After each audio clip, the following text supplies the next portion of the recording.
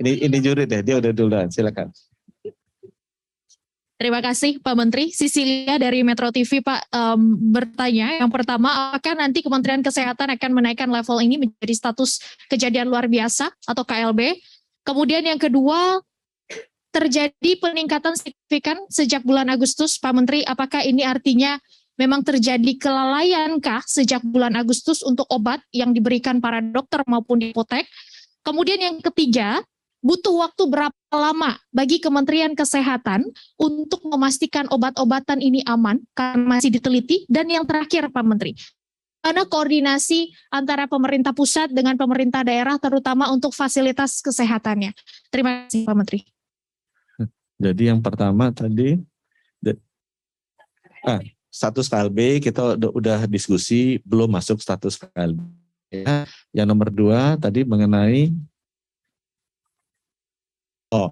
kita melihat bahwa sebagian dari obat-obat ini atau sebagian besar dari obat-obat ini sudah dipakai sebelumnya. Nah sekarang kita akan rely ke BPOM untuk melihat apa ini bisa terjadi, ya kok ini bisa keluar ya. Nanti kita akan ambil kesimpulan sesudah analisa kuantitatifnya keluar, karena BPOM melakukan juga batchingnya, dia cek ini penyebabnya apakah baru keluar sekarang, apakah sebulan yang lalu, apakah 2 bulan yang lalu, nanti BPOM juga melakukan itu. Kemudian yang ketiga tadi mengenai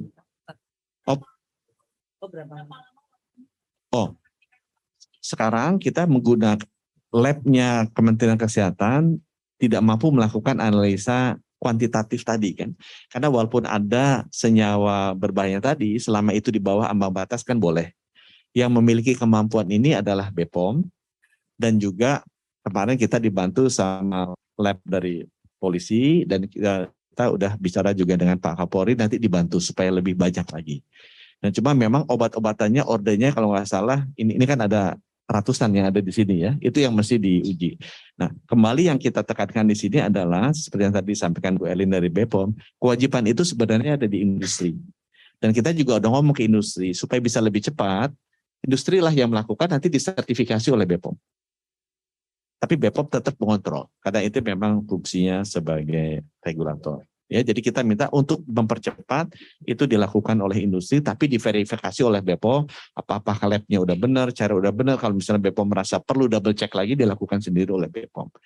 Waktunya saya belum tahu bisa berapa cepat, tapi teman-teman di BPOM itu sekarang kerjanya siang malam, ya, untuk memastikan ini bisa cepat dapat.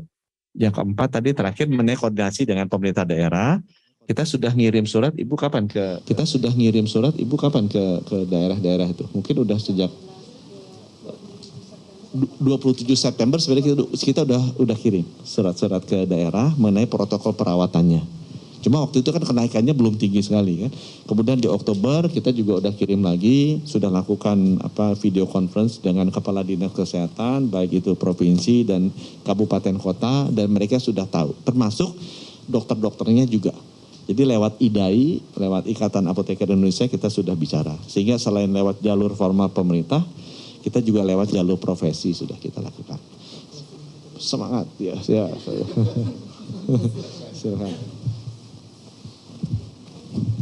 Selamat sore, saya Kara dari cnnshow.com. Izin bertanya Pak Menkes, yang pertama soal tadi kan udah confirm kayaknya toksin obat begitu ya Pak. Jadi tadi udah didatangkan di RSCM kemarin 10 vial antidotum, tadi namanya Famotidine ya Pak ya.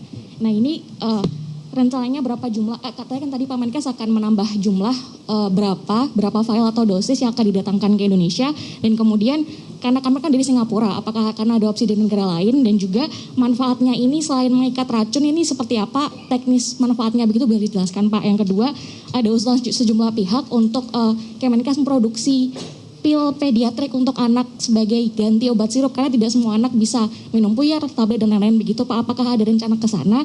Dan yang ketiga mungkin untuk BPOM bisa bertanya Pak, bisa ya?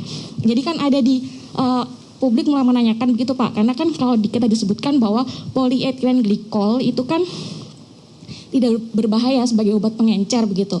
Nah selama ini ada diskursus begitu bahwa kemudian polyethylene glycol ini mengalami kelangkaan setelah pandemi. Jadi kemudian ada farmasi obat yang menggunakan EG dan DEG yang lebih murah dan mudah didapatkan begitu Bu. Namun kemudian ada indikasi yang lebih berbahaya. Ini apakah benar isu itu benar demikian begitu? Terima kasih.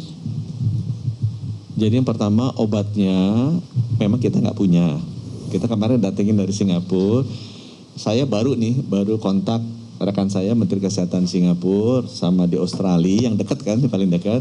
Kita mau bawa 200 dulu deh, karena satunya ini bisa buat satu orang, satu vial fomepizole injection 1,5 gram atau per 1,5 mililiter ya. Nanti teman-teman bisa tanya ke Dokter Lis ya, Dokter Lis dari RSCM ini juga yang terlibat.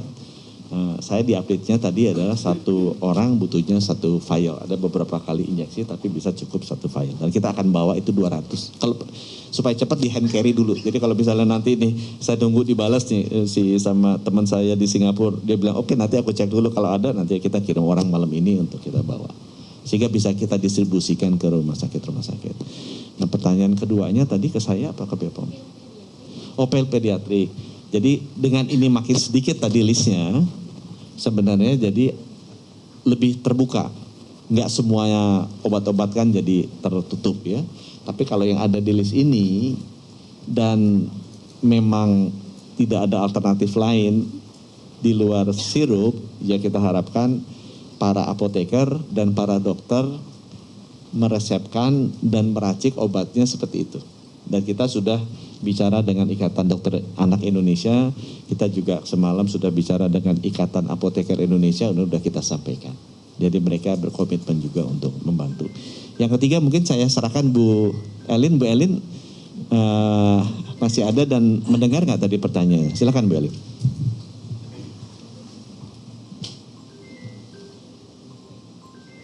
Ya pemirsa, baru saja kita saksikan bersama pemirsa konferensi pers yang disampaikan oleh Budi Gunadi Sadikin selaku Menteri Kesehatan Republik Indonesia. Konferensi pers yang disampaikan beberapa waktu yang lalu yang dimulai pada pukul kurang lebih pada 17.45 tadi. Semuanya berkaitan dengan banyaknya kasus gagal ginjal akut pada anak yang terjadi di seluruh Indonesia.